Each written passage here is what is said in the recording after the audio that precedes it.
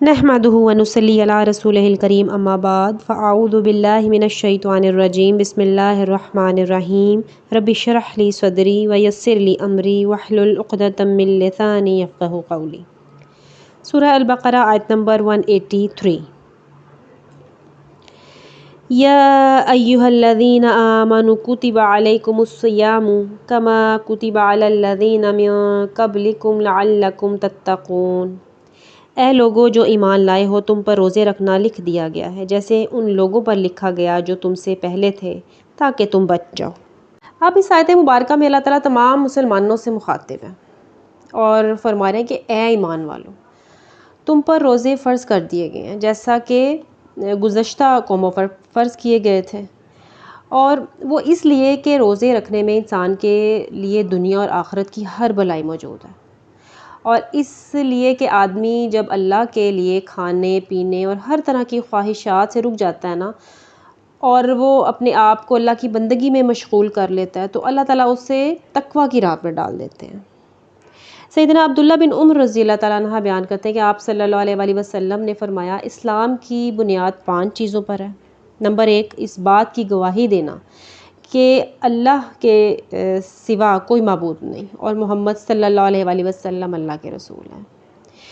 اور نمبر 2 کہ نماز قائم کرنا، پھر نمبر 3 زکوٰۃ ادا کرنا، نمبر 4 حج کرنا، اور پھر نمبر 5 رمضان کے روزے رکھنا۔ اسی طرح سیدنا ابو ہریرہ رضی اللہ تعالیٰ عنہ کہتے ہیں کہ آپ صلی اللہ علیہ وآلہ وسلم نے فرمایا، اللہ تعالیٰ فرماتا ہے ابن آدم کا ہر عمل اس کے لیے ہے سوائے روزے کے۔ روزہ میرے لیے ہے اور میں ہی اس کی جزا دوں گا، اور روزہ آگ سے ڈھال ہے، لہٰذا جس روز تم میں سے کسی کا روزہ ہو اس روز وہ فحش گوئی نہ کرے اور نہ بیہودہ کلام کرے، اور اگر کوئی دوسرا اس سے گالی گلوچ کرے یا لڑائی کرے تو روزے دار کو صرف اتنا ہی کہنا چاہیے کہ میں روزے دار ہوں۔ اور پھر آپ نے یہ بھی فرمایا کہ اس ذات کی قسم جس کے ہاتھ میں محمد صلی اللہ علیہ وآلہ وسلم کی جان ہے، روزہ دار کے منہ کی بو قیامت کے دن اللہ تعالیٰ کو مشک کی خوشبو سے بھی زیادہ پسندیدہ ہوگی۔ اور پھر روزہ دار کے لیے 2 خوشیاں ہیں، ایک جب وہ روزہ افطار کرتا ہے تو وہ خوش ہوتا ہے، اور جب وہ اپنے رب سے ملے گا تو اپنے روزے کا ثواب پا کر خوش ہوگا۔ یعنی کہ یہ اتنی طویل حدیث جو ہے، اس میں صرف اور صرف روزے دار کے لیے انعامات ہی انعامات موجود ہیں۔ اور پھر اسی طرح سیدنا سہل بن سعد رضی اللہ تعالیٰ عنہ کہتے ہیں کہ آپ صلی اللہ علیہ وآلہ وسلم نے فرمایا، جنت کا ایک دروازہ ہے جس کا نام ریان ہے، جسے قیامت کے دن روزے دار گزریں گے، اور ان کے علاوہ اس دروازے سے کوئی بھی دوسرا نہیں گزر سکے گا۔ اور پھر اللہ تعالیٰ نے اس آیت کے اگلے حصے میں فرمایا ہے کہ لعلکم تتقون، کہ تاکہ تم بچ جاؤ۔ اب تقویٰ کا کیا مطلب ہے؟ تقویٰ کا مطلب ہے کہ اللہ کا خوف، اللہ کا ڈر، اور تقویٰ ہی انسان کے اخلاق اور کردار کو سنوارنے میں ایک بنیادی کردار ادا کرتا ہے۔ سیدنا عبداللہ بن مسعود بیان کرتے ہیں کہ آپ صلی اللہ علیہ وآلہ وسلم نے فرمایا، اے نوجوانوں، تم میں سے جو شادی کی استطاعت رکھے تو وہ شادی کر لے، اور جسے استطاعت نہ ہو تو وہ روزے رکھے، کیونکہ یہ اس کی نفسانی خواہشات کو توڑ دے گا۔ آیت نمبر 184۔ ایاما معدودات فمن کان منکم مریضا او علی سفر فعدۃ من ایام اخر وعلی الذین یطیقونہ فدیۃ طعام مسکین فمن تطوع خیرا فہو خیر لہ وَأَن تَصُومُوا خَيْرٌ لَكُمْ إِن كُنتُمْ تَعْلَمُونَ۔ گنے ہوئے چند دنوں میں پھر تم میں سے جو بیمار ہو یا کسی سفر پر ہو تو دوسرے دنوں سے گنتی پوری کرنا ہے، اور جو لوگ اس کی طاقت رکھتے ہوں ان پر فدیہ ایک مسکین کا کھانا ہے۔ پھر جو شخص خوشی سے کوئی نیکی کرے تو وہ اس کے لیے بہتر ہے، اور یہ کہ تم روزے رکھو تمہارے لیے بہتر ہے اگر تم جانتے ہو۔ اب یہاں اللہ تعالیٰ فرما رہے کہ رمضان کے چند دن ہیں۔ ایام معدودات سے مراد ہے کہ یہ بہت چند دن ہے نا، یعنی 29 یا 30 دن، جو کہ قمری مہینے کی کم سے کم یا زیادہ سے زیادہ مدت ہے۔ تو اگر کوئی اس ماہ میں بیمار ہو تو پھر وہ اللہ کی رخصت سے فائدہ اٹھائے، یعنی ایسا مرض جس کا علاج ممکن نہیں ہے، یا ایسا مرض جو روزے رکھنے سے بڑھ جائے، تو ایسی صورت میں روزہ چھوڑا جا سکتا ہے۔ اور اگر کوئی ایسی بیماری جس میں روزہ رکھنے سے ہلاکت کا اندیشہ ہو رہا ہے تو اس میں روزہ رکھنا ہی حرام ہے۔ اور اگر کوئی مسافر ہے تو وہ بھی روزے چھوڑ سکتا ہے، یعنی جو نماز قصر کرے گا، جس پر قصر کا اطلاق ہوتا ہے، وہ روزہ چھوڑ سکتا ہے۔ اور اگر سفر میں اتنی ہی تکلیف ہو جتنی گھر میں ہوتی ہے تو ایسی صورت میں روزہ رکھا جا سکتا ہے، لیکن آپ چھوڑ بھی سکتے ہیں، یہ اللہ کی طرف سے جو ہے وہ رخصت دی گئی ہے۔ پھر دوسری صورت کہ گھر کے مقابلے میں سفر میں روزہ رکھنا مشکل ہے، تو ایسی صورت میں چاہے کہ وہ روزہ نہ رکھے۔ آپ صلی اللہ علیہ وسلم ایک سفر میں تھے، آپ نے ایک ہجوم دیکھا اور معلوم ہوا کہ ایک شخص پر لوگ سایہ کیے ہوئے ہیں، تو لوگوں نے کہا یہ روزہ دار ہے، تو آپ صلی اللہ علیہ وسلم نے فرمایا سفر میں روزہ رکھنا کوئی نیکی کا کام نہیں ہے، تو ایسے حالات میں روزہ نہ رکھنا افضل ہے۔ تو ضروری یہ ہے کہ وہ دوسرے دنوں سے گنتی پوری کر لے۔ اب آیت کے دوسرے حصے میں اللہ تعالیٰ فرما رہے ہیں کہ ان لوگوں پر جو وہ سب طاقت رکھتے ہوں اس کی فدیے کی۔ اس کے بارے میں 2-3 رائے ہیں، مطلب کہ یہاں وہ لوگ مراد ہیں جو مشقت کے ساتھ روزہ رکھیں، نہ بیمار ہیں نہ سفر میں ہیں، یعنی حاملہ یا دودھ پلانے والی مائیں۔ پھر اسی طرح بڑھاپا، یعنی ایسے لوگ روزہ رکھ کر مشقت میں ہی پڑ جائیں گے نا، ظاہری بات ہے ایک بڑھاپا ہے، بزرگی ہے جو برداشت سے باہر ہے روزہ رکھنا۔ یعنی جو دائمی مریض، ایک تو عارضی مریض ہے جو بعد میں جو ہے وہ تعداد پوری کر لے، لیکن جو دائمی مریض ہوں تو وہ فدیہ دے دیں۔ لیکن ایک حدیث سے جو ہے وہ ایک اس کا مفہوم پتہ چلتا ہے کہ ابتداء میں جب روزے فرض کیے گئے تھے تو لوگوں کو اختیار دیا گیا چاہے تو روزہ رکھ لیں اور چاہے تو افطار کر لیں، اور اگر نہ رکھیں روزہ تو فدیہ دے دیں، یہاں تک کہ ایک اگلی آیت کے آنے پر یہ حکم جو ہے وہ منسوخ ہو گیا۔ تو یہاں مشکل حکم آ گیا، ظاہری بات ہے کہ ایک لازم حکم آ گیا کہ اب مرضی کی بات نہیں ہے، اب ہر صورت میں روزہ ہی رکھنا ہوگا، یعنی فدیے سے کام نہیں چلے گا۔ تو سیدنا سلمہ بن اکو رضی اللہ تعالیٰ عنہ بیان کرتے ہیں کہ جب یہ آیت نازل ہوئی تو جو روزہ نہ رکھنا چاہتا وہ اس کے بدلے میں فدیہ ادا کر دیتا تھا، حتیٰ کہ اس کے بعد والی آیت نازل جو عطا رحمہ اللہ بیان کرتے ہیں کہ انہوں نے سیدنا عبداللہ بن عباس کو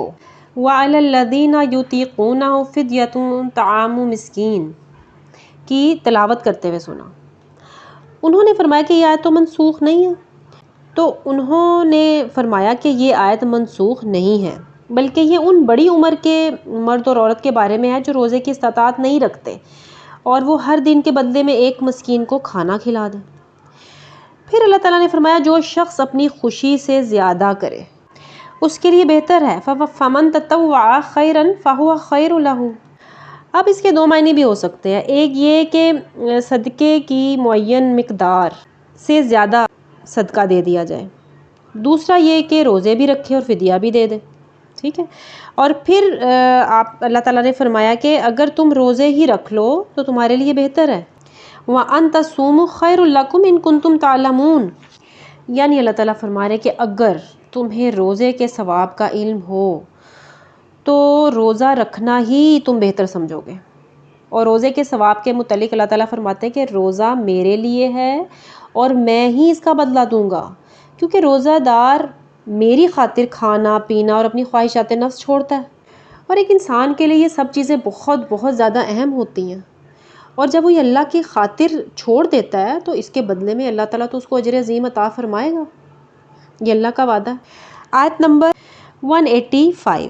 شہر رمضان الذی انزل فیہ القرآن ھدی للناس وبینات من الھدی والفرقان فمن شہد منکم الشہر فلیصم ومن کان مریضا او علی سفر فعدۃ من ایام اخر یرید اللہ بکم الیسر ولا یرید بکم العسر وَلِتُكْمِلُوا الْعِدَّةَ وَلِتُكَبِّرُوا اللَّهَ عَلَى مَا هَدَاكُمْ وَلَعَلَّكُمْ تَشْكُرُونَ۔ رمضان کا مہینہ وہ ہے جس میں قرآن اتارا گیا جو لوگوں کے لیے سراسر ہدایت ہے، اور ہدایت کی اور حق و باطل میں فرق کرنے کی واضح دلیلیں ہیں۔ تو تم میں سے جو اس مہینے میں حاضر ہو وہ اس کا روزہ رکھے، اور جو بیمار ہو یا کسی سفر پر ہو تو دوسرے دنوں سے گنتی پوری کرنا ہے۔ اللہ تمہارے ساتھ آسانی کا ارادہ رکھتا ہے اور تمہارے ساتھ تنگی کا ارادہ نہیں رکھتا، اور تاکہ تم گنتی پوری کرو اور تاکہ تم اللہ کی بڑائی بیان کرو اس پر جو اس نے تمہیں ہدایت دی، اور تاکہ تم شکر کرو۔ اس آیت مبارکہ میں اللہ تعالیٰ فرما رہے کہ قرآن مجید جو ہے رمضان کے مہینے میں نازل ہوا، اور اس ماہ کی لیلۃ القدر میں قرآن کا نزول ہوا، یعنی سارے کا سارا آسمان دنیا پر نازل کر دیا گیا، اور پھر 23 سال میں تھوڑا تھوڑا کر کے حالات کے مطابق آپ صلی اللہ علیہ وآلہ وسلم پر نازل ہوتا رہا، جو سراپا ہدایت ہے اور حق و باطل میں تمیز کرنے والی کتاب ہے۔ اب اس آیت سے قرآن اور رمضان کا خصوصی تعلق بھی معلوم ہو رہا ہے، اور آپ صلی اللہ علیہ وآلہ وسلم رمضان میں جبریل علیہ السلام سے قرآن کا دور فرمایا کرتے، اور زندگی کے آخری رمضان میں 2 بار دور فرمایا۔ مسلمانوں کو بھی یہی حکم ہے کہ رمضان میں بطور خاص جو ہے وہ قرآن کریم کی کثرت سے تلاوت کیا کریں۔ سیدنا ابو ہریرہ رضی اللہ تعالیٰ عنہ کہتے ہیں کہ آپ صلی اللہ علیہ وآلہ وسلم نے فرمایا، جو شخص رمضان کی راتوں میں ایمان کے ساتھ اور ثواب کی نیت سے قیام کرے اس کے پہلے تمام گناہ معاف کر دیے جائیں گے۔ قرآن میں ہدایت کی کھلی نشانیاں اور واضح دلائل موجود ہیں، اور جو شخص بھی انہیں صدق دل سے بغیر کسی ضد کے اور ہٹ درمی کے پڑھے گا اس پر ضرور سیدھا راستہ جو ہے وہ واضح ہو جائے گا۔ پھر اللہ تعالیٰ فرما رہے ہیں فَمَنْ شَهِدَ مِنْكُمُ الشَّهْرَ فَلْيَصُمْهُ، یعنی اس ماہ کے چاند طلوع ہونے کے بعد جو گھر پر موجود ہیں وہ ضرور روزے رکھیں، یعنی کہ سفر یا بیماری میں نہ ہو وہ ضرور روزے رکھیں۔